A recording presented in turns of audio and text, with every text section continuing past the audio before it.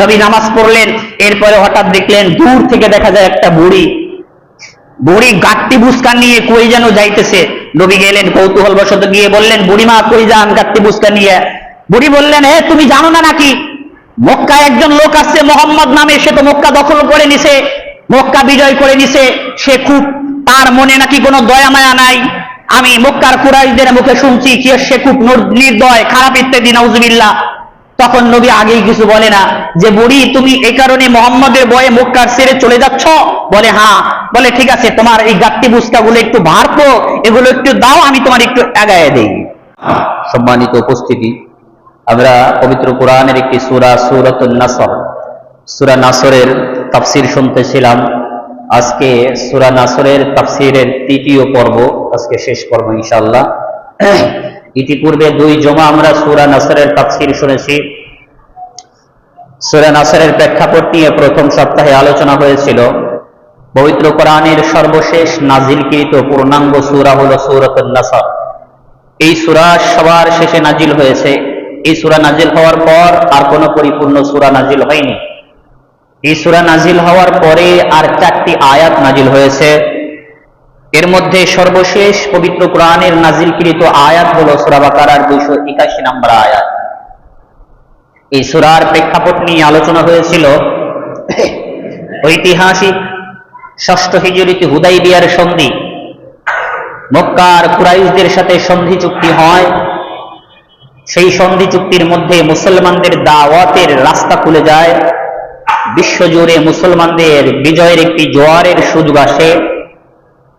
সেই সুযোগ থেকেই মুসলমানদের বিরাট একটি বিজয় 8ম হিজরিতে মক্কা বিজয় হয়।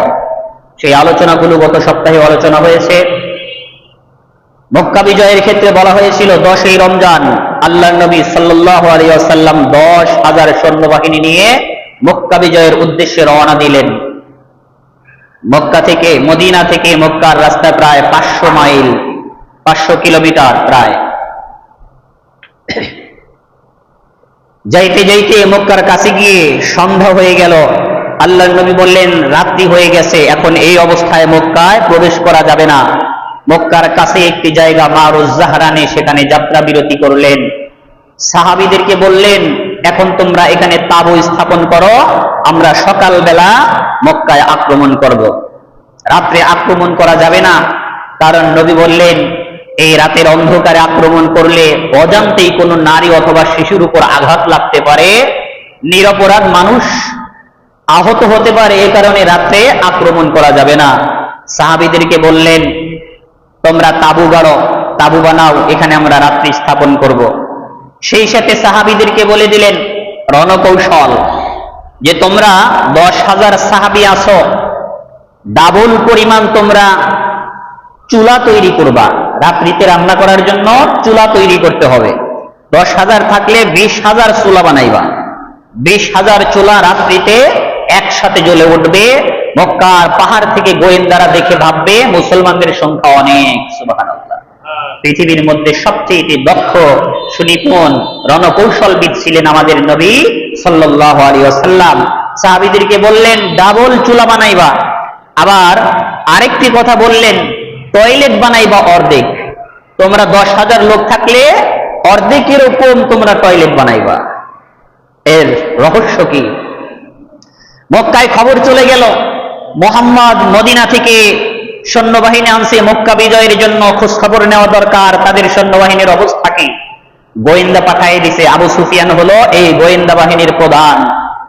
আবু সুফিয়ান ছিলেন আল্লাহর রাসূলের শ্বশুর, আল্লাহ নবীর একজন পবিত্রা স্ত্রী ছিলেন, উম্মে হাবিবা রাদিয়াল্লাহু তাআলা আনহা। এই উম্মে হাবিবার বাবা হলেন আবু সুফিয়ান, যিনি মুয়াবিয়ার বাবা। তিনি গোয়েন্দা বাহিনীর প্রধান। লোক পাঠাইলেন, যাও মুহাম্মাদের বাহিনী একটু খোঁজ খবর নিয়ে আসো। ওই লোক গিয়ে দেখে হাজার হাজার চুলা। তিনি ভাবতেছেন, চুলাই তো গুনে শেষ করতে পারি না, লোক আর গুনবো কখন? তিনি সব চুলা না গুনে আবার ফিরে আসতে, সুফিয়ান অবস্থা বড় খারাপ। কি হাজার হাজার চুলা! এই চুলার অবস্থা দেখে মনে হচ্ছে সৈন্যবাহিনী যে কমপক্ষে 60-70 হাজার সৈন্যবাহিনী হবে। এরা যদি মক্কায় ঢোকে, মক্কার কোন বাহিনী তাদেরকে প্রতিরোধ করতে পারবে না। এরপরে আরেকটি ব্যাপার দেখলাম, যেখানে টয়লেটে বিশাল বড় বড় সিরিয়াল, টয়লেট তো অল্প বানাইছে, একটা টয়লেটে যখন যাবে 5-7 জন সিরিয়াল ধরবে, সিরিয়াল ধরে যাচ্ছে। আবু সুফিয়ান নিজে এবার গেল, গিয়ে তালাশ করতেছে, খোঁজ খবর নিতেছে কি অবস্থা মুসলমান বাহিনীর। এমন সময় আবু সুফিয়ান গেছে, ওই সময় সাহাবীরা ঘুম থেকে উঠতেছে, ওযু ইস্তেঞ্জা করবে, টয়লেটে সিরিয়াল। আবু সুফিয়ান দেখলেন সাংঘাতিক ব্যাপার, টয়লেট যেখানে দিয়েছে এখানে এত বড় সিরিয়াল, মূল তাঁবুতে না জানি কত সৈন্যবাহিনী। উনিও ভয় পেয়ে গেছে, ভয় পায় চতুর্দিকে ঘুরতেছে ঘুরতেছে। আল্লাহর নবীর চাচা আব্বাস রাদিয়াল্লাহু তাআলা আনহু হাতে ধরা খেয়ে গেছে। গোয়েন্দা আবু সুফিয়ান মক্কার কুরাইশদের পক্ষ থেকে গোয়েন্দাগিরি করতে আসছে, আব্বাস রাদিয়াল্লাহু তাআলা আনহুর কাছে ধরা খেয়ে গেছে। আব্বাস রাদিয়াল্লাহু তাআলা আনহু তাকে ধরে নবী মুহাম্মদ সাল্লাল্লাহু আলাইহি ওয়াসাল্লামের কাছে নিয়ে যাচ্ছে। চতুর্দিকে সাহাবীরা, তার উপর একটা ক্ষোভ। এই যে উহুদ যুদ্ধে, বদর যুদ্ধে মুসলমানদের অনেক ক্ষতি করেছে আবু সুফিয়ান। এইবার ওমরের চোখে পড়ে গেছে, ওমর তো ওখানে ধরে ফেলবে, গরম মানুষ না, মেজাজ গরম, যে তুই আমাদের এত ক্ষতি করছস, ওখানেই ফেলাই দিবে। আব্বাস বলে না, এটা যুদ্ধের নীতি না, তাকে আগে আমাদের নবীর কাছে নিয়ে যাই, তিনি যে সিদ্ধান্ত নেবেন সেটাই মানতে হবে। আবু সুফিয়ান নবীর দরবারে গেছে। আবু সুফিয়ান তো রাসূলের শ্বশুর, সম্মান বজায় রেখে বলছে, আবু সুফিয়ান তোমার কি এখনো সময় হয় নাই? মুসলমানদের এই পরিস্থিতি দেখে তোমার কি এখনো সময় হয় নাই? তুমি কি ফিরে আসবা না? আবু সুফিয়ান তো ভয়ে শেষ। এবার পরাজয় বরণ করা ছাড়া মক্কাবাসীর কোনো গতি নাই। আবু সুফিয়ান বলে, ইয়া রাসূলুল্লাহ, আমি মুসলমান হওয়ার জন্যই আপনার কাছে আসছি, আপনি আমাকে কালেমা পড়ায় দেন। সুবহানাল্লাহ। আর আমাদের তথাকথিত এই সময়ের যুদ্ধ হইলে বিরোধী পক্ষের কেউ সামনে আইলেই কোপায় ফেলা, হ্যাঁ, খালি খেলা হবে। বিরোধী দলের কেউ আছে, ভিন্ন মতের কেউ আছে, আগে কুচু কাটা কর, বাস বিচার নাই। ও নিরপরাধ থাকলেও ও অন্য দল করে কেন, আগে ওরে ধর, আছে না? এই আমাদের সমাজের কয়েকটা ঘটনা শুনলাম। সে এক সময় অন্য দল করতে পারে, কিন্তু সে যদি অন্যায় না করে, সে আওয়ামী লীগ করুক আর বিএনপি করুক আর যেই দলই করুক, সে যদি অন্যায়ের সাথে জড়িত না হয়, সে ভিন্ন মত হওয়ার কারণে কি তারে আপনি গিরাম ছাড়া করতে পারেন? এখনো কয়েকজন লোক আছে, তারা আমার কাছে বলে যে হুজুর এই দশা, আমাদের নিজেদের ভাই বিরাদাররা তারা এই সরকারি দল করে, আমাদেরকে গ্রামে থাকতে দিচ্ছে না। এটা হলো তথাকথিত বর্তমানের নোংরা রাজনীতির খেলা। কিন্তু ইসলামের যেই নীতি, ইসলামের যেই খেলাফতের সুষ্ঠু নিয়ম, কখনোই নিরপরাধ ব্যক্তিকে আঘাত করা যাবেই না। অপরাধী হলেও বিচার ছাড়া তাকে আঘাত করার কোনো সুযোগ নাই। এটা হলো ইসলাম। আর এই ইসলামের বেশভূষা, ইসলামের জোয়ার দেখলেই কিছু লোক বলে দেশ গেল গোল্লায়। দেশ গেল, আসলে যায় না। ইসলাম আসলে আসলে ওরাই চলে যাবে, এই ভয় তারা ইসলামের ব্যাপারে প্রোপাগান্ডা করে। ইসলাম আসলে না জানি কি হবে, নারীদের অধিকার হরণ করা হবে, পুরুষদেরকে ঘরে বন্দি করা হবে, নামাজ কালাম পড়ানো হবে। কারণ ওরা ভাবে চোররা যদি ভালো হয়ে যায়, আমাদের ব্যবসা বাণিজ্যে তো লাল বাতি জ্বলবে। কারণ চোরে চুরি করবে, ওই চোরে জেলখানায় যাবে, জেলখানা থেকে ছাড়াইতে কোটি টাকা লাগবে, ওই টাকার বাণিজ্য তারা করবে। ধর্ষক, চাঁদাবাজ, মাদকরা বন্ধ করে দিলে আকাম টুকাম করবে কে? আকাম কম না করলে ব্যবসা বাণিজ্য আর জামিন বাণিজ্য করবে কে? এই জন্য এই সকল চোর বাটপার আর এই রাজনৈতিক নোংরা চরিত্রের লোকেরা ইসলামের আইন বাংলাদেশে চায় না। আবু সুফিয়ান আসতে নবী জিজ্ঞাসা করে, আবু সুফিয়ান এখনো কি সময় হয় নাই? আবু সুফিয়ান বলে, ইয়া রাসূলুল্লাহ সময় হয়ে গেছে, আপনি আমাকে কালিমা পড়ায় দেন। সুবহানাল্লাহ। ওই সময় যদি ওমর যে ধরতে গেছিল, অথবা গোয়েন্দা হিসেবে তাকে ধরার সাথে যদি আঘাত করতো, এই বিচারা কি মুসলমান হইতো? কখনোই মানুষকে আপনি আঘাত করে, খারাপ আচরণ করে মানুষের মন জয় করতে পারবেন না। আপনি যত কঠোর হবেন, জনগণ তত শত্রু হবে আপনার। আপনি ভাবতেছেন পুলিশ বাহিনী দ্বারা, পেটোয়া বাহিনী দ্বারা দাবায় রাখবেন, পারবেন না। দাবায় রাখতে রাখতে মানুষের ক্ষোভ যখন পারমাণবিক বোমার আকার ধারণ করবে, এমন বিস্ফোরণ ঘটবে, লাভ দিয়ে পড়তে হবে দিল্লির বাজারে। এ কারণে ক্ষমতা থাকলেই কাউকে দাবানোর চেষ্টা করেন না, ইনসাফের ভিত্তিতে ক্ষমতা চালান, দেখবেন জনগণ আপনাকে হৃদয়ে ধারণ করবে। এই ইতিহাস আমরা পড়েছি। নবী সাল্লাল্লাহু আলাইহি ওয়াসাল্লাম আবু সুফিয়ানকে নিয়ে এবার মক্কার পথে রওনা দিচ্ছেন। মক্কার কাছে গিয়ে তিনি সাজালেন কোন গেট দিয়ে কে ঢুকবে।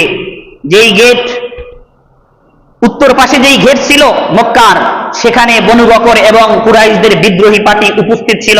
তারা মুসলমানদেরকে দমন করবে, তারা মুসলমানদেরকে বাধা দিবে। ইসলামের আল্লাহর তরবারি যাকে বলে সাইফুল্লাহ, নাম শুনছেন আপনারা? সাইফুল্লাহ কাকে বলে? কোন সাহাবীর নাম? খালিদ ইবনে ওয়ালিদ রাদিয়াল্লাহু তাআলা আনহু, যিনি একাই 100 জন কাফেরের সমান 100 জন কাফেরকে হটাই দিতে পারত। বীর সেনানী, তাকে রাখছে উত্তর পাশে। খালিদ তুমি উত্তর পাশে যাও, কারণ ওইখানে বিদ্রোহী পার্টি আছে। নবী সাল্লাল্লাহু আলাইহি ওয়াসাল্লাম মেইন গেট দিয়ে দক্ষিণ দিয়ে প্রবেশ করতেছে। মক্কার কাফেররা মক্কার কাছে গিয়ে রাসূল সাল্লাল্লাহু আলাইহি ওয়াসাল্লাম ঘোষণা দিলেন, হে মক্কাবাসী, তোমরা আমার উপর যেই রকম জুলুম করেছো, মুসলমানদের উপর যেই রকম জুলুম নির্যাতন তোমরা করেছো, আজকে যেই পরিস্থিতি, তোমাদের পরাজয় বরণ করা ছাড়া কোনো গতি নাই। আজকে নিশ্চিত মক্কা বিজয় হবে। এই পরিস্থিতিতে তোমরা আমার কাছে কি ব্যবহার আশা করো? আগেই কিন্তু যুদ্ধে গেলেন না, আগে জিজ্ঞাসা করতেছেন, এই যে আসছি আমরা, আমাদের পক্ষ থেকে তোমরা কেমন আশা করো? তখন মক্কার কুরাইশ কাফেররা যারা আছে, ওরা তো ভয়ে শেষ। আজকে আমাদের কপালে দুর্দশা আছে, যেই পরিমাণ জ্বালাইছি মুসলমানদেরকে, আর যেই পরিমাণ জুলুম নির্যাতন আর জবাই করছি, মোহাম্মদকে যে কি পরিমাণ কষ্ট দিছি, আজকেই মক্কা বিজয়ের সময় হাজার হাজার সৈন্যবাহিনী নিয়ে মক্কায় আসছে, আজকে আমাদের রেহাই নাই। একজন কাপা কাপা কণ্ঠে সামনে এগিয়ে এসে নবীকে বললেন, মোহাম্মদ, আমরা তো ছোটবেলা থেকেই তোমাকে চিনি, তোমাকে তো আমরাই লালন পালন করছি। জীবনে কোনোদিন পাপ করো নাই, জীবনে কাউকে কষ্ট দেও নাই, জীবনে কারো ক্ষতি করো নাই, কাউকে গালি দেও নাই। আমরা তোমার থেকে উত্তম আচরণ আশা করি, যেরকম ভাই ভাইয়ের পক্ষ থেকে উত্তম আচরণ আশা করে। সুবহানাল্লাহ। নবী দাঁড়ায় গেলেন পাহাড়ের চূড়ায়। হে মক্কাবাসী, হে আমার মাতৃভূমির জনগণ, তোমরা শোনো, তোমরা যেই পরিমাণ জুলুম নির্যাতন আমার উপর করছো, বিনিময়ে তোমাদেরকে হত্যা করা ছাড়া কোনো বিচার নাই। কিন্তু আমি আজকে প্রতিশোধ নিতে আসি নাই, আমি আজকে আসছি তোমাদের হৃদয়ে জয় করতে। ইউসুফ আলাইহিস সালামের ভাইয়েরা ইউসুফ আলাইহিস সালামের উপরে যেরকম জুলুম করেছিল, হত্যার জন্য ষড়যন্ত্র করেছিল, এরপরে দীর্ঘকাল বছর পর ইউসুফ আলাইহিস সালাম মিশরের বাদশা হয়ে গেলেন। ওই 11 ভাই ফকির হয়ে মিশরের বাদশার কাছে ত্রাণ নিতে গেছে, সাহায্য নিতে গেছে। যখন পরিচয় পাইছে, তখন ইউসুফ আলাইহিস সালামের ভাইরা জিজ্ঞাসা করে, ভাই, আমরা তোমার উপর যেই রকম জুলুম নির্যাতন করেছি, আজকে আমাদের উপর তোমার কি ভাষণ?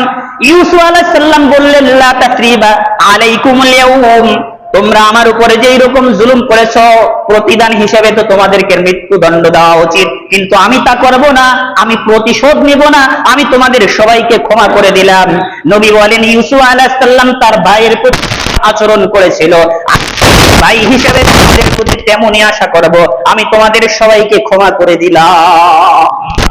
মক্কাবাসীদেরকে ক্ষমা করে দিচ্ছেন। হাদিসে আসছে, আফমানা রাসূলুল্লাহ সাল্লাল্লাহু আলাইহি ওয়াসাল্লাম ইয়াউমা ফাতহি মাক্কাতা কুল্লুন নাস ইল্লা আরবাআতা নাফার ওয়া ইমরাআতিন। আল্লাহর নবী সাল্লাল্লাহু আলাইহি ওয়াসাল্লাম মক্কা বিজয়ের সময় সবাইকে ক্ষমা করে দিয়েছিলেন, কারো কাছ থেকে প্রতিশোধ নেননি। শুধুমাত্র 14 জন লোককে ক্ষমা করেন নাই, যারা ঘোর বিরোধী ছিল, ইসলামের 12টা বাজাইছে। নবী সাল্লাল্লাহু আলাইহি ওয়াসাল্লাম দীর্ঘকালের জুলুম নির্যাতন, পিছনের সব ব্যথা ভুলে মক্কাবাসীদেরকে মাফ করে দিলেন। এটাই হলো ইসলামের নীতি। যখন বিরোধী পক্ষ আক্রমণ না করবে, অগ্রিম তাদেরকে আক্রমণ করার নিয়ম নাই। আর যদি অপরাধী, আর যদি শত্রু বাহিনী এসে আত্মসমর্পণ করে, ইসলামের নিয়ম হলো তাকেও আঘাত করার নিয়ম নাই। সেই ইসলামের নিয়ম যদি আমাদের এই রাজনীতির মধ্যে ঢুকতো, দেশের কোনো ক্ষতি আমাদের হতো না। কিন্তু আমরা কি করি? দল ক্ষমতায়, এটাই আমার গাড়ি, ঠিক কিনা? সরকারি ক্ষমতায় আছি, আমরা যা ইচ্ছা তাই করব। ঠেকায় কে? কারণ মামলা দিতে যাবে, পুলিশ বলবে, ভাই, উপরের নির্দেশ দ্বারা মামলা নেওয়া হবে না।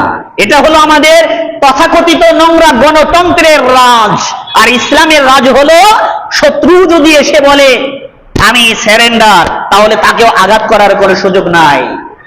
নবী সাল্লাল্লাহু আলাইহি ওয়াসাল্লাম 10,000 সাহাবীর বিশাল বড় সেনাবাহিনী নিয়ে মক্কায় যখন প্রবেশ করলেন, সাহাবীদেরকে বললেন, কখনোই তোমরা একটা গাছের পাতাও ছিঁড়বা না, কোন মানুষকে আঘাত করা তো দূরে কি বাত। সাদ ইবনে উবাদা রাদিয়াল্লাহু তাআলা আনহু মক্কায় যখন প্রবেশ করলো, তখন সে বলতেছিল, আজকে হত্যা করার দিন। কারণ দীর্ঘকাল তোরা মুসলমানদেরকে হত্যা করেছো, আজকে আমরা তোদেরকে হত্যা করব। এই খবর নবীর কাছে যাওয়ার পর সাদ ইবনে উবাদাকে ওখান থেকে বহিষ্কার করলেন। ওই পতাকা তার হাত থেকে কেড়ে নিয়ে নবী তার ছেলের হাতে পতাকা দিলেন, কারণ সাদ ইবনে উবাদা বলছিল আজকে হত্যার দিন। নবী বললেন জি না, আজকে রহমতের দিন, আজকে ক্ষমা করার দিন, মক্কাবাসীদের মনের মধ্যে ইসলাম দোকানের দিন। এটাই হলো দায়ী যারা থাকে। ইসলাম প্রচার যদি আপনি করতে চান, কখনোই কঠোরতা দিয়ে আপনি ইসলামকে বিজয় করতে পারবেন না, আপনাকে নরম হতে হবে। নবী সাল্লাল্লাহু আলাইহি ওয়াসাল্লাম জিন্দেগি ভর ইসলামের যত দাওয়াত দিয়েছেন, কোনোদিন কঠোর হন নাই, কোনোদিন কাউকে গালি দেন নাই, সরাসরি বলেছেন এরকম কথা যে তোমরা ইসলামের ভিতরে আসো। এই কথা বলার চাইতে আচরণ দিয়ে বেশি দাওয়াত দিয়েছেন। যেখানেই গিয়েছেন রসুলের সুন্দর আচরণ দেখাইছেন। এই আচরণ দেখে অসংখ্য মানুষ মুসলমান হয়ে গেছে। সাদ ইবনে উবাদা যখন বললেন আজকে হত্যার দিন, রসুল বললেন তুমি ভুল বলেছো, আজকে রহমতের দিন।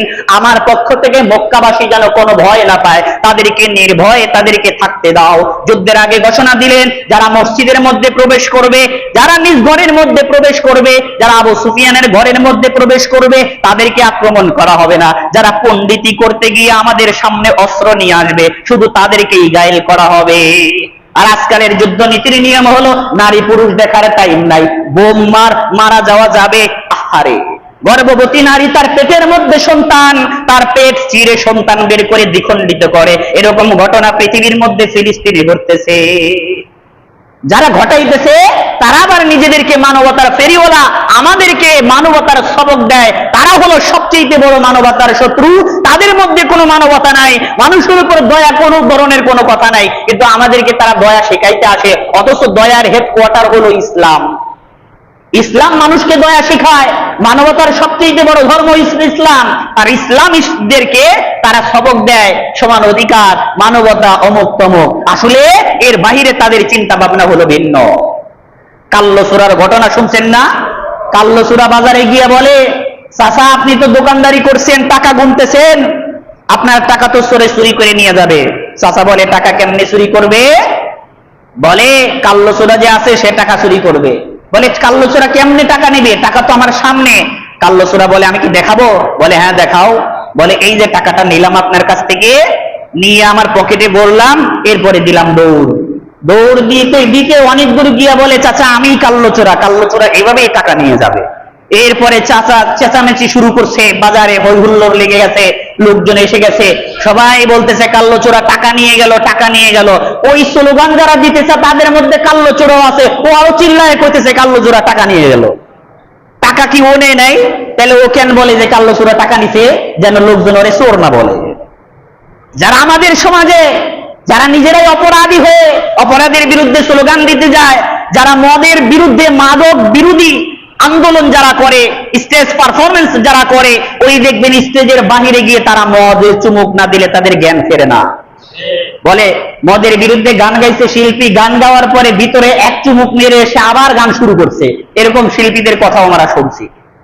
যারা এই ধরনের কাজকর্ম করে, মদের বোতল তাদের মুখে না নিলে তারা হুঁশ থাকে না, তারা এসে মাদক বিরোধী আন্দোলন করতে। আল্লাহ হেফাজত করুন। নবী সাল্লাল্লাহু আলাইহি ওয়াসাল্লাম মক্কা বিজয়ের সময় মক্কাবাসীদেরকে ক্ষমা করে দিলেন। অথচ ক্ষমা করার কথা না, কারণ সারাটা জীবন মক্কাবাসী নবীকে কষ্ট দিয়েছেন, মক্কায় থাকতে দেন নাই। মক্কার কাছে কি কাবার পাশে যখন নবী সাল্লাল্লাহু আলাইহি ওয়াসাল্লাম সিজদায় পড়ে গেছেন, কাফেররা এসে উটের নাড়ি বুড়ি ওই সিজদা অবস্থায় মাথার উপর ফেলে দিয়েছে। কত ধরনের কষ্ট করাইছে, কষ্ট দিচ্ছেন, বিষ খাওয়ায় মারার চেষ্টা করছেন, হত্যা করার চেষ্টা করছেন, কিন্তু আল্লাহ রক্ষা করছেন। এরকম বড় বড় অপরাধী তাদেরকে নবী ক্ষমা করে দিয়েছেন। আহা, মাওলা মেরা আকা মেরা রহমত কা নবী হে, मौला मेरा आका मेरा रहमत का नबी है, सरकार मदीना है ओ माहे अरबी है, सरकार मदीना है ओ माहे अरबी है, शाहाने जहां सब है तेरे दिल की सुवाली, शाहाने जहां सब है तेरे दिल की सुवाली, ओ दिल नहीं जो दिल हो तेरे इश्क से खाली, ओ दिल नहीं जो दिल हो तेरे इश्क से खाली। जब तुझसे वो तौइफ के शरीरों ने जफा की, जब तुझसे वो तौइफ के शरीरों ने जफा की, उस जौर जफाही के इवज तूने दुआ की, उस जौर जफाही के इवज तूने दुआ की। মক্কা বিজয়ের এই কাহিনী একজন কবি লিখে কবিতা লিখতেছে। নবী সাল্লাল্লাহু আলাইহি ওয়াসাল্লাম সারা বিশ্বের জন্য রহমতের নবী। নবীর মাধ্যমে পৃথিবীর কোনো জন্তু, কোনো প্রাণী, কোনো মানুষ জীবনে কোনোদিন কষ্ট পায় নাই। সে বলে এরকম ভালোবাসার মানুষকে যারা ভালোবাসতে পারবে না, কাল কিয়ামতের দিন এরা হৃদয়হীন হয়ে উঠবে। তাদের অন্তরের মধ্যে কোনো ভালোবাসা, হৃদয় বলতে কোনো জিনিস নাই। যেই নবীকে সারা জীবন কষ্ট দিয়েছে, বিনিময়ে নবী তাদেরকে বলে লা তাসরিবা আলাইকুমুল ইয়াউম, আজকে তোমাদের প্রতি আমার কোনো প্রতিশোধ নাই, আমি তোমাদেরকে মাফ করে দিলাম। নবী সাল্লাল্লাহু আলাইহি ওয়াসাল্লাম মক্কা বিজয় করে ফেলছেন। মক্কা বিজয়ের পর এরপরে আলীকে ডাকলেন, আলী, এই কাবা ঘরটা তো নাপাক করে ফেলেছে এই দুশমনেরা, কাফেররা এখানে উলঙ্গভাবে তাওয়াফ করেছে, এখানে মূর্তি রেখেছে। নবী সাল্লাল্লাহু আলাইহি ওয়াসাল্লাম কাবা শরীফের ভিতরে ঢুকলেন। 360টি মূর্তি ছিল। আল্লাহর রাসূলের লাঠি দিয়ে সেই মূর্তিগুলোকে ভেঙে ফেলে দিলেন এবং বললেন, অকুল জা আল হক ওয়া যাহাকাল বাতিল, নিশ্চয় সত্য এসেছে, মিথ্যা এগুলো ধূলিসাৎ হয়ে যাবে, অপসারণ হবে। আলীকে বললেন, আলী, জমজমের পানি দিয়ে কাবা শরীফটাকে একটু ধৌত করে দাও, পবিত্র বানায় দাও, কারণ কাফেররা এই পবিত্র জায়গা থেকে নাপাক করে ফেলেছিল। আলী রাদিয়াল্লাহু তাআলা আনহু জমজমের পানি দিয়ে কাবা শরীফকে ধৌত করলেন। এরপরে বেলালরে বললেন, বেলাল, আযান দিয়ে দাও, ইসলামের প্রথম প্রকাশ্যে আযান দিয়ে দাও। কাবা শরীফের চত্বরে গিয়ে বেলাল আযান দিলেন। প্রথম জোহরের নামাজ কাবা শরীফের মধ্যে পড়লেন। নবী সাল্লাল্লাহু আলাইহি ওয়াসাল্লাম একবার হাসেন আর একবার কাঁদেন। সাহাবীরা ভাবলেন, আজকে তো আনন্দের দিন, নবী কাঁদেন কেন? কিছুক্ষণ হাসতেছেন আবার কিছুক্ষণ কাঁদতেছেন। নবীকে জিজ্ঞাসা করা হলো, ইয়া রাসূলুল্লাহ, আজকে এই আনন্দের দিনে আপনি কাঁদেন কেন? নবী বললেন, বহুকাল আগে 5ম হিজরিতে উসমান ইবনে তালহা, কাবা শরীফের চাবি রক্ষক যিনি দারওয়ান ছিলেন, তাকে বলেছিলেন, নবী, হে উসমান, আমাকে একটু কাবা শরীফটা খুলে দাও, আমি মন করে আল্লাহকে একটু ডাকতে চাই, আল্লাহর ঘরে একটু ঢুকতে চাই। উসমান ইবনে তালহা ওই দিন বলেছিল, হে মুহাম্মদ, এই কাবা শরীফে ঢোকার কোনো অনুমতি তোমার নাই, কারণ তুমি হইলা আমাদের বাপদাদার ধর্মের বিরুদ্ধে, আমি তোমাকে কাবা শরীফের চাবি দিতে পারবো না। ওই দিন কষ্ট নিয়ে নবী বলেছিলেন, আজকে তুমি কাবা শরীফের চাবি আমাকে দিচ্ছ না, এমন একদিন আসবে তুমি আমাকে এমনিতেই চাবি হাইদা হাইদা দিবা, স্বেচ্ছায় তখন আমার চাবি দিবা। আজকে ওসমান ইবনে তালহাকে বলে, ওসমান, কাবা শরীফটা খুলে দাও। ওসমান ভয়ে ভয়ে চাবি নিয়ে কাবা শরীফের দরজা খুলে দেয়। চাবিটা রসুলের দরবারে হাতে নিয়ে সাহাবীরা বলতেছে, এই পবিত্র কাজের দায়িত্ব নবী কাকে দেন? কারণ কাবা শরীফের চাবি রক্ষক যিনি, তিনি অত্যন্ত সম্মানিত একজন ব্যক্তি, সবার কপালে এটা জোটে না। কাবা শরীফের খেদমতের সুবিধা যারা পায়, সৌভাগ্যশীল যারা হয়, তাদের কপাল অনেক ভালো। ওমর রাদিয়াল্লাহু তাআলা ভাবতেছে চাবিটা মনে হয় আমারই দিবে। আবু বকর ভাবতেছে আমি রসুলের সবচেয়ে ঘনিষ্ঠজন, এই কাবার চাবি হয়তো আমাকে দিবে। কিন্তু আল্লাহর পক্ষ থেকে আয়াত নাজিল হলো, নবী, ইন্নাল্লাহা ইয়া'মুরুকুম আন তু'আদ্দুল আমানাতি ইলা আহলিহা ওয়া ইযা হাকামতুম বাইনান নাসি আন তাহকুমু বিল আদল ইন্নাল্লাহা নি'ম্মা ইয়া'iযুকুম বিহি।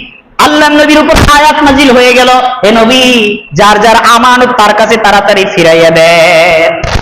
চাবির দায়িত্বে ছিলেন ওসমান ইবনে তালহা, তাড়াতাড়ি চাবি তার কাছে ফিরাইয়া দেন। নবী বলে, আমার উপর আয়াত নাজিল হয়ে গেছে, আমি আরেকজনের আমানত নষ্ট করতে পারবো না। হ্যাঁ, যদি কারো কাছে আমানত থাকে, সে যদি অযোগ্য হয়, তখন আপনি তার থেকে সরায়া অন্য জায়গায় দিতে পারেন।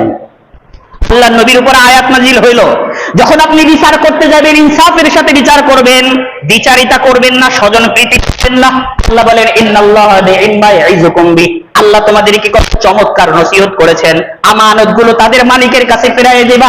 ভালো করে মনে রাখবেন, সন্তান মা বাবার জন্য একটি আমানত, স্ত্রী স্বামীর জন্য একটা আমানত, পয়সা ব্যক্তির জন্য একটা আমানত। কোন ব্যক্তি যদি সন্তানকে নষ্ট করে ফেলে, এটা একটা আমানত। আল্লাহ যেইভাবে পবিত্র সন্তান এর কাছে দিয়েছিল, আল্লাহর আমানতের নিয়ম হলো এই সন্তানকে পাক ও পবিত্র হয়ে পরকালের জন্য প্রস্তুত করে এরপরে তুমি মারা যাইবা।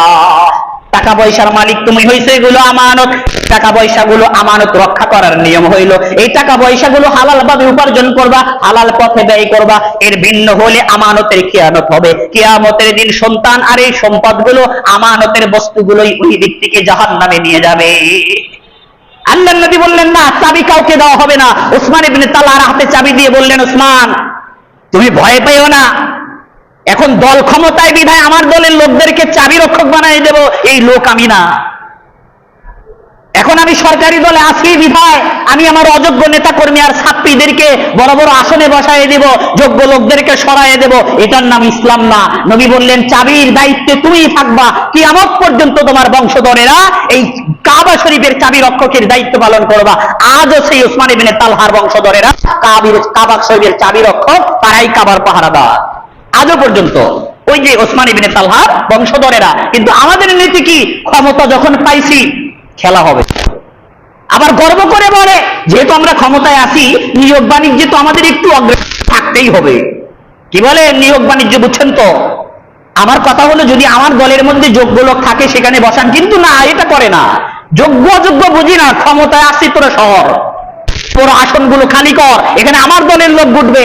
এটাই হলো আমগো বর্তমান রাজনীতির চিত্র, যেটা ইসলামের সম্পূর্ণ বিরুদ্ধে, যেটা ইসলামের সম্পূর্ণ বিরুদ্ধে। আপনার শত্রু হোক, যদি সে যোগ্য হয় ওখান থেকে হটানোর আদেশ ইসলামে নাই, ইসলামের মধ্যে নাই। যদি সে যোগ্য হয়, আপনার ভাই হোক না কেন, আপনার শত্রু হোক না কেন, যে যে আসনে আছে, আপনি ক্ষমতা পাইছেন, তাতে কি হয়েছে? সে তো যোগ্য, তাকে কেন সরাবে? একই কথা, যেই বিচার অপরাধ করে নাই, ভিন্ন দল হওয়ার কারণে তাকে আপনি বাড়ি ছাড়া করবেন। কত লোক আমাদের কাছে এসে বলে, হুজুর রাত্রে ঘুমাইতে পারি না, কেন? আমার আপন স্বাস্থ্য ভাই মামলা দিয়ে বসে আছে। মামলা দিছে কেন? এখন স্বাস্থ্য ভাইয়ের পা ধরবে, তুই যদি 10 লাখ না দেস তবে হামদাই দেব। এইভাবে অপরাধ মানুষ এখনো জেলে ঢুকতেছে, এখনো বাড়িতে ঘুমাইতে পারে না। যদি মুসলমান হন, এই কাজ কখনোই করবেন না। ক্ষমতা পাইছেন, এক বাগে কি যায় না। যারা ছিল তারা কিন্তু খুব বাহাদুরি দেখাইছে, আমাদেরকে হটাই কে, কিন্তু আজকে তারা দিল্লির পতাকা তলে ঘুমাইতেছে। এজন্য ক্ষমতা এটা আল্লাহর পক্ষ থেকে একটা পরীক্ষা। যদি ভাবেন আমাদের ব্যবসা বাণিজ্য আর আমাদের ভোগের সময় হলো ক্ষমতা, তাহলে ভুল করবেন। এরকম চিন্তা ভাবনা করেছে যারা, ইতিহাসের পাতা থেকে তারা বিলীন হয়ে গেছে। এ কারণে ক্ষমতা হলো আল্লাহর একটা পরীক্ষা। যদি আপনি সুষ্ঠুভাবে পরিচালনা করতে পারেন, আল্লাহ বলছেন, আল্লাযীনা ইম্মাক্কান্নাহুম ফিল আরদি আকামুস সালাহ ওয়া আতাউয যাকাহ ওয়া আমারু বিল মারুফ ওয়া নাহাউ আনিল মুনকার। ক্ষমতা যখন আপনার কাছে আসবে, এটা হলো আপনার পরীক্ষা। আপনি পরীক্ষায় পাশ করবেন কিনা, 4টে প্রশ্ন আপনার কাছে থাকবে। 1 নাম্বার প্রশ্ন হলো, আপনি যখন এলাকার মাতবার হবেন, চেয়ারম্যান মেম্বার হবেন, সরকার প্রধান যখন হবেন, আপনার 1 নাম্বার পরীক্ষা হলো আপনার জনগণেরা অধীনস্থ ব্যক্তিদের মধ্যে নামাজ কায়েম করতে হবে, মসজিদ প্রতিষ্ঠা করতে হবে, মুসল্লিদেরকে নামাজি বানাইতে হবে, আপনার প্রজাদেরকে নামাজের প্রতি আগ্রহী করার প্রয়াস আপনার পরিকল্পনা থাকতে হবে। 2 নাম্বার প্রশ্ন, সেটা হলো ওয়া আতাউয যাকাহ, আপনার অধীনস্থ সমাজের মধ্যে যারা ধনী ব্যক্তি আছে, তাদের কাছ থেকে যাকাতের অংশ নিয়ে গরিবদের মধ্যে বন্টন করেন। 3 নাম্বার আপনার জন্য পরীক্ষা হলো সমাজ থেকে, সমাজের মধ্যে ভালো কাজের আদেশ করেন, যেইভাবে যুব সমাজগুলো ভালো রাস্তার দিকে চলে আসে, যেইভাবে এলাকার লোকজনগুলো মাদক ছেড়ে দেয়, ভালো পথে চলে আসে, সেই কাজ আপনাকে করতে হবে। 3 নাম্বার। 4 নাম্বার হলো ওয়া নাহাউ আনিল মুনকার। যদি সিনেমা থেকে, গান বাজনার আড্ডা থাকে, মদ জুয়ার আসর থাকে, আপনি নেতা হোসেন, আপনার জন্য 4 নাম্বার পরীক্ষা হলো এলাকা থেকে মাদক দূর করতে হবে, সন্ত্রাসী দূর করতে হবে। কিন্তু আজকাল আমরা মুসলমানের সন্তান হয়েছি, আমার নাম আব্দুর রহমান, আব্দুর রহিম, কোনো মতে যদি ক্ষমতার চেয়ারটা পাই, বরিশাল্লা ভাষায় কয় হুগায় আর হাত পায় না। বরিশাল্লা ভাষায় আমাকে একজন উস্তাদ ছিল, বরিশালের মানুষ, কয় এখানে যখন মানুষ বসে তখন ওই ভাষা বলতো আর কি, হুগায় আর হাত পাওয়া যায় না। এটা যদি মুসলমানের কাজ হয়, তাহলে তাকে মুসলমান বলার কোনো সুযোগ নাই। 4টে কাজ, 4টে পরীক্ষায় যদি আপনি পাশ করতে পারেন, আপনি লিখে রাখতে পারেন, পরবর্তীতে আল্লাহ আবার আপনাকে ক্ষমতায় দিবে। ক্ষমতা হলো একটা পরীক্ষা, এর মাধ্যমে কেউ জাহান্নামে যাবে, কেউ আবার জান্নাতে যাবে। যদি এই 4টে পরীক্ষায় পাশ করতে পারেন, 1 নাম্বার কাজ হলো ক্ষমতা পাইছেন, সবার আগে শুকরিয়া আদায় করেন, এলাকার মধ্যে নামাজি বানানোর চেষ্টা করেন। 2 নাম্বার প্রশ্ন হলো, 2 নাম্বার পরীক্ষা, আপনি যাকাতের ব্যবস্থা করেন। 3 নাম্বার সৎ কাজের আদেশের ব্যবস্থা করেন, অসৎ কাজ থেকে মানুষকে নিষেধ করেন। এই 4টি কাজ যদি করতে পারেন, আল্লাহ বলছেন, আল্লাযীনা ইম্মাক্কান্নাহুম ফিল আরদ, মুমিনদেরকে যখন আমি ক্ষমতা দিব, তখন তারা এই 4টি কাজ করবে। অতএব মুমিনের বেশধারী, মুমিনের নামধারী, মুসলমান নামধারী যারা ক্ষমতা পেয়ে এই কাজগুলো করে না, আল্লাহর এই আয়াতের ডিকশনারি অনুযায়ী তাকে মুসলমান বলার সুযোগই নাই। আপনারা মনে ভালো করে বোঝেন নাই। আল্লাহ যেখানে বললেন আমি মুমিনদেরকে ক্ষমতা দিলে মুমিনরা 4টি কাজ করবে, আর আমি মুমিন হয়ে, মুমিনের নামধারী হয়ে, আমি মুসলমানের বাচ্চা হয়ে যখন ক্ষমতা পাইছি, এই 4টি কাজের ধারে কাছেও নাই, জিন্দেগিতে আমিও নামাজ পড়ি না। যদিও নির্বাচনের আগে মাঝে মধ্যে সিরা টুপি মাথায় দিতাম, মসজিদে গিয়ে গিয়ে তালকিন মারতাম, কিন্তু ক্ষমতা পাওয়ার পর নামাজ কালামের ধারে ধারে নাই, 1 নাম্বার পরীক্ষায় ফেল। 2 নাম্বার প্রশ্ন হলো জাকাতের টাকা দূর কি বাপ, আগে নিজের পকেট লাল কর, বেগম পাড়ায় আগে বাড়ি কর, 2 নাম্বার প্রশ্নে সে ফেল। 3 নাম্বার হলো সৎ কাজের আদেশ কর। ওরে বাপরে বাপ, যত ধরনের অসৎ কাজ সব ওই নেতার মাধ্যমেই হয় বেশি। আর অসৎ কাজ থেকে নিষেধ কর, অনাহু আনিল মুনকার 4 নাম্বার পরীক্ষা। অসৎ কাজ থেকে মানুষকে বিরত রাখো। জি না, এই এলাকার মধ্যে যত টেন্ডার, ব্যবসা বাণিজ্য, মাদক সব তার কন্ট্রোলে হয় না? এটা হলো আমাদের চিত্র। নবী সাল্লাল্লাহু আলাইহি সাল্লাম শিক্ষা দিয়ে গেছেন ক্ষমতা পাইলে কি করতে হয়। নবী নামাজ পড়লেন, এরপরে হঠাৎ দেখলেন দূর থেকে দেখা যায় একটা বুড়ি গাট্টি বুসকা নিয়ে কই যেন যাইতেছে। নবী গেলেন, কৌতূহল বশত গিয়ে বললেন, বুড়িমা কই যান গাট্টি বুসকা নিয়ে? বুড়ি বললেন, তুমি জানো না নাকি মক্কায় একজন লোক আসছে মোহাম্মদ নামে, সে তো মক্কা দখল করে নিছে, মক্কা বিজয় করে নিছে, সে খুব, তার মনে নাকি কোনো দয়া মায়া নাই। আমি মক্কার কুরাইশদের মুখে শুনছি কি সে খুব নির্দয়, খারাপ ইত্যাদি, নাউজুবিল্লাহ। তখন নবী আগেই কিছু বলে না যে, বুড়ি তুমি এই কারণে মোহাম্মদের ভয়ে মক্কার ছেড়ে চলে যাচ্ছ? বলে হ্যাঁ। বলে ঠিক আছে, তোমার এই গাট্টি বুসকা গুলো একটু ভার তো, এগুলো একটু দাও, আমি তোমার একটু আগায় দেই। বুড়ির গাট্টি বুসকা নিয়ে নবী আগায় দিচ্ছে। একেবারে রাস্তার শেষ প্রান্তে বর্ডারে এসে বুড়ি বলতেছে, বাচ্চা বাবা তোমার আর আসতে হবে না, এদিকে জঙ্গল তো, তোমার যাইতে যেতে রাত হয়ে যাবে। আসরের সময়ের ঘটনা, জোহরে নামাজ পড়লেন, আসরের সময় একটু বের হয়েছেন, দেখেন এই ঘটনা। আগায় দেওয়ার পরে বুড়ি জিজ্ঞাসা করতেছে যে, এই শহরে এরকম ভালো একজন মানুষ, তুমি আমার এরকম একটা হেল্প করলা, সাহায্য করলা, তুমি কে বাবা, তোমার পরিচয়টা একটু দিয়ে যাও। তখন নবীর চোখ দিয়ে দুই জল করে পানি চলতেছেন। আহা, নবী বলেন, বুড়িমা আপনি যে মোহাম্মদের ভয়ে মক্কা ছেড়ে অন্য জায়গায় চলে যাচ্ছেন, যেই মোহাম্মদের নামে প্রোপাগান্ডা আপনার কানের মধ্যে দেওয়া হয়েছে, মক্কার কুরাইশরা আপনার কানটারে ঝাঁঝরা করে ফেলাইছে মোহাম্মদের ব্যাপারে অপবাদ আর গুজব রটায়া, আমি হইলাম সেই মোহাম্মদ। বুড়ি নবী এই কথা শুনে কান্নাকাটি শুরু করে দিছে, হাওমাও করে কান্না করতেছে, হায়রে এরকম একজন ভালো মানুষের প্রতি আমার এরকম খারাপ ধারণা ছিল, মক্কার কাফেররা আমার কানের মধ্যে বিষ ঢেলে দিছে, আমি তোমাকে খারাপ ভাবতেছিলাম, আসলে তুমি খারাপ না, এই পৃথিবীর মধ্যে সর্বশ্রেষ্ঠ তুমি মানুষ। আমি আজকে আমার এই অবস্থা থেকে বুঝলাম, এ মোহাম্মদ তুমি তাড়াতাড়ি তোমার ধর্মে নিয়ে নাও, আমাকে তুমি কালেমা পড়াইয়া দাও। আজকে যদি এরকম হইতো, এই পালায়া যায় দরকারে, আগে আটকা, তার আগে জেলে বর। কিন্তু নবীর আচরণ কি ছিল? এটা হলো মুসলমানদের আচরণ। শত্রু হোক আর মিত্র হোক, তাকে আগে সুযোগ দিতে হবে। আর ভিন্ন মতের দল হোক, যেই হোক না কেন, তাকে, সে যদি অপরাধী না হয়, তাকে আঘাত করার কোনো সুযোগ ইসলাম দেয় না, ইসলাম এটাকে সমর্থন করে না। যদি মুসলমানের সন্তান হয়ে থাকে, রাজনীতি যদি করতে চান, ইসলামের নিয়ম কানুন মেনে রাজনীতি করেন, তাহলে দেখবেন আপনার দুনিয়াও শান্তি পাবেন, আখিরাতেও শান্তি পাবেন। আমাদের এই দেশে ভালো রাজনীতিবিদ আছে না? অনেক আছে, যদিও আমাদের দেশের ভালো রাজনীতিবিদ, চরিত্রবান যারা আছে, এদেরকে স্পেস দেওয়া হয় না, তাদেরকে আরো ফাঁসাইয়া দেওয়া হয়। এরকম ভালো রাজনীতিবিদ ছিল যাদেরকে মানুষ আজও স্মরণ করে, যাদের জন্য মানুষ আজও দোয়া করে, এই বিচারের মাধ্যমে দেশের কোনো ক্ষতি হয় নাই। এরকম রাজনীতিবিদ নেতা আমাদের দেশে আছে, অনেকেই চলে গেছে, তাদের প্রতি মানুষ দোয়া করে। আর কিছু কিছু নেতা আছে, সালা তাড়াতাড়ি মরে না কেন, মরার পরেও গালি মারে, মরলে মিষ্টি বিতরণ করে। এরকম নেতা হইেন না ভাই, আপনি যাই করেন না কেন আপনার জন্য দোয়া থাকবে, কিন্তু ক্ষমতা পেয়ে কখনো মানুষের উপর জুলুম করবেন না। জুলুম করলে আল্লাহ ছাড় দেন না, জুলুম করলে কখনোই আপনি দুনিয়া এবং আখিরাতে সফল হতে পারবেন না। এই মক্কা বিজয়ের মাধ্যমে আমরা বুঝতে পারলাম, কঠোরতার নাম ইসলাম না। কঠোরতা দিয়ে কখনো আপনি মানুষের মন জয় করতে পারবেন না। পুলিশ বাহিনী আর সেনাবাহিনী দ্বারা দাবিয়ে রেখে আপনি ক্ষমতার স্বাদ পাইবেন না। যত চাপাচাপি করবেন, তত জোরে আপনি বিস্ফোরণ ঘটবেন, বিস্ফোরণের মাধ্যমে আপনার জীবনের 12টা বেজে যাবে। আল্লাহ পবিত্র কোরআনে সূরা নাসরের যেই প্রথম আয়াতে বলছেন, ইযা জা নাসরুল্লাহি ওয়াল ফাত, ইযা জা নাসরুল্লাহ, নাসরুল্লাহ শব্দের অর্থ হলো মূল বিজয়ের আগে যত ধরনের সাহায্য থাকে সেইগুলোকে নাসরুল্লাহ বলা হয়েছে। এই মূল বিজয়টা হলো মক্কা বিজয়। মক্কা বিজয়ের আগে যে প্রেক্ষাপট ছিল সেটা হলো হুদাইবিয়ার সন্ধি। হুদাইবিয়ার সন্ধিটাকে নাসরুল্লাহ বলে ইঙ্গিত করা হয়েছে। এরপরে ওয়াল ফাত, ওয়াল ফাত শব্দের অর্থ বিজয়, এটার উদ্দেশ্য হলো মক্কা বিজয়। এরপরে আল্লাহ বলেন, ওয়ারাআইতান নাসা ইয়াদখুলুনা ফী দীনিল্লাহি আফওয়াজা। আল্লাহ বললেন, যখন আল্লাহর সাহায্য এবং বিজয় আসবে, তখন তুমি দেখবা দলে দলে লোকজন ইসলামের মধ্যে ঢুকতেছে।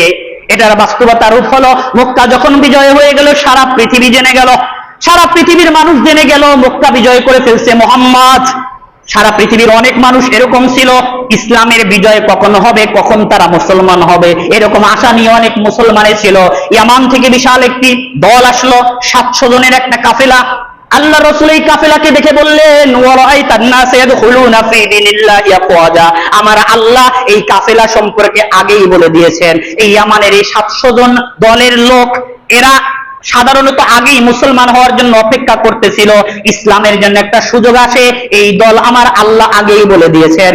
700 জনের একটা কাফেলা এসে নবীর কাছে মুসলমান হয়ে যায়।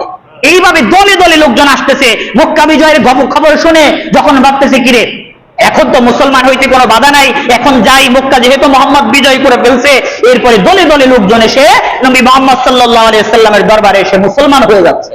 আল্লাহু আকবার, মক্কা বিজয়। এরপরে আল্লাহ বললেন, ফাসাব্বিহ বিহামদি রাব্বিকা ওয়াস্তাগফির। আল্লাহ বললেন, নবী এবার তো বিজয় আসছে, এবার আপনি তাসবিহ পাঠ করেন, ইস্তেগফার করেন। মানে হলো যখন ইসলামের এত বড় একটা বিজয় আসছে, যখন ইসলামের মধ্যে দলে দলে লোকজন প্রবেশ করতেছে, এর মানে আপনার নবীওয়ালা দায়িত্ব সমাপ্ত, আপনার দুনিয়ার জিন্দেগি শেষ হতে চলেছে। যেহেতু আপনার দায়িত্ব ক্লিয়ার, সমাপ্ত হয়ে গেছে, পরিপূর্ণ হয়ে গেছে, আপনি সারা পৃথিবীর মধ্যে আপনি ইসলামকে পৌঁছায় দিয়েছেন, এইবার ইসলামের মধ্যে দলে দলে লোকজন ঢুকবে, আপনার দায়িত্ব শেষ। এবার একটু তাসবিহ পাঠ করেন, তাসবিহ পাঠ করেন, প্রশংসা করেন এবং ইস্তেগফার করেন। তাসবিহ পাঠ করবে কেন?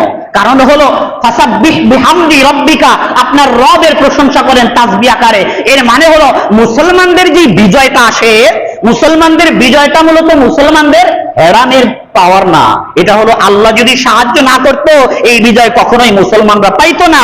এর মানে বিজয়টা আল্লাহর যুদ্ধ হলো মুসলমানদের। কেউ যদি বলে আমগো গরমে আমরা বিজয় লাভ করেছি, আমগো অস্ত্রের বলে, আমগো জনসংখ্যার বলে আমরা এটাকে অর্জন করেছি, এটা ভুল।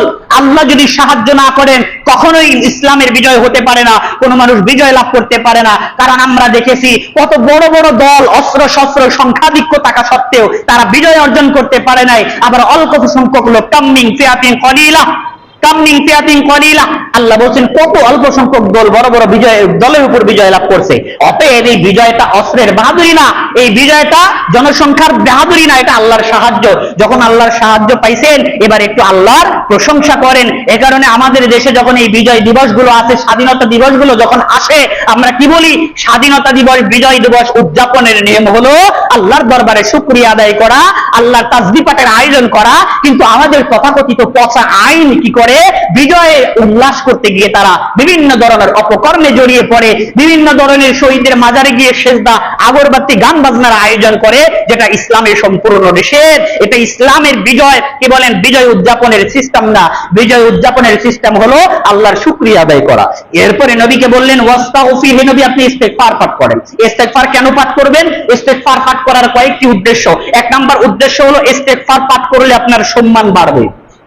যেহেতু পৃথিবীর মধ্যে আপনাকে সুপার পাওয়ার বানায় দিছি, আপনার সম্মান সর্বোচ্চে, আপনি আরো ইস্তেগফার পাঠ করেন, পৃথিবীর যেখানে আপনার নাম পৌঁছা নাই সেখানে আপনার নাম পৌঁছায় দেব।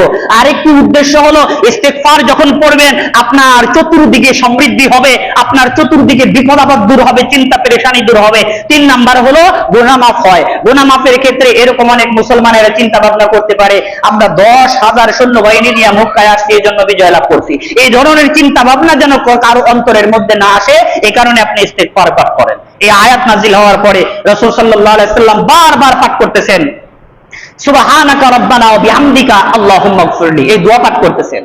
আব্বাস রাদিয়াল্লাহু তাআলা এই দোয়া পাঠ করা, ইবনে আব্বাস রাদিয়াল্লাহু তাআলা ছোট, তিনি কান্নাকাটি করতেছেন যে নবীর উপরে এই আয়াত নাযিল হওয়ার মাধ্যমে তিনি বুঝতে পারছেন যে যখন আল্লাহ বললেন বিজয় আসলে তুমি ইস্তেগফার পাঠ করো, এর মানে নবীর কাজ সমাপ্ত, নবীওয়ালা দায়িত্ব শেষ, এখন হয়তো নবীকে পরপারের দিকে যাইতে হবে। তিনি কান্না করতেছেন। লোকজন জিজ্ঞাসা করে তুমি কান্না করো কেন? তখন তিনি বলতেছেন আল্লাহ রাসূলের উপরে এই আয়াত নাযিল এরকম হয়েছে, আমার তো মনে হয় নবী আর আমাদের মধ্যে থাকবেন না।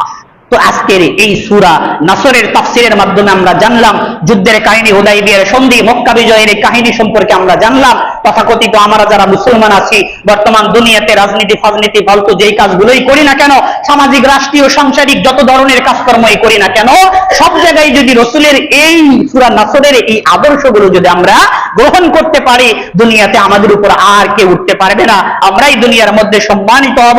আল্লাহ বলছেন যদি তোমাদের ঈমানে ঠিক থাকো তোমাদেরকে আমি নেতা বানায় দেব। আল্লাহ বলছেন দুনিয়ার ক্ষমতা তোমাদের কাছে আমি দেব যদি তোমাদের ঈমান ঠিক থাকে। ভয় পায় না, ওয়ালা তাহজানু ওয়া আনতুমুল আলাউন ইন কুনতুম মুমিনিন, তোমরা ভয় পাও না, তোমরাই বিজয়ী হইবা যদি তোমরা ঈমান থাকে তোমাদের মধ্যে। ঈমান হলো মুসলমানদের সবচেয়ে বড় পুঁজি। কিন্তু আজকাল আমরা পিতা মাতা সন্তান সন্ততি সবাই মিলে পাপের জোয়ারে ভেসে যাচ্ছি। ঈমান কিভাবে, কার আগে কে কত তাড়াতাড়ি ঈমানকে 12টা বাজাইতে পারবে, এই প্রতিযোগিতায় আমরা নেমে পড়তেছি। যেগুলোতে ঈমান চলে যায় সেগুলো আমরা বেশি বেশি করে করি।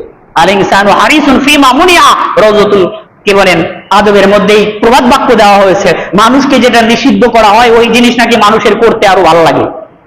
মানুষকে যত নিষিদ্ধ করা হয়, কি বলে নিষেধ করা হয় কোন কাজ থেকে, ওই কাজ মানুষ বেশি বেশি করার চেষ্টা করে। আল্লাহ আমাদেরকে সর্বাত্মকভাবে সব ধরনের পাপ থেকে বাঁচার তৌফিক দান করুন, আমাদেরকে নবীর আদর্শে জীবিত হয়ে দুনিয়ার জিন্দেগি শেষ করার তৌফিক দান করুন। আমিন ওয়া আখিরু দাওয়ানা আলহামদুলিল্লাহি রাব্বিল আলামিন।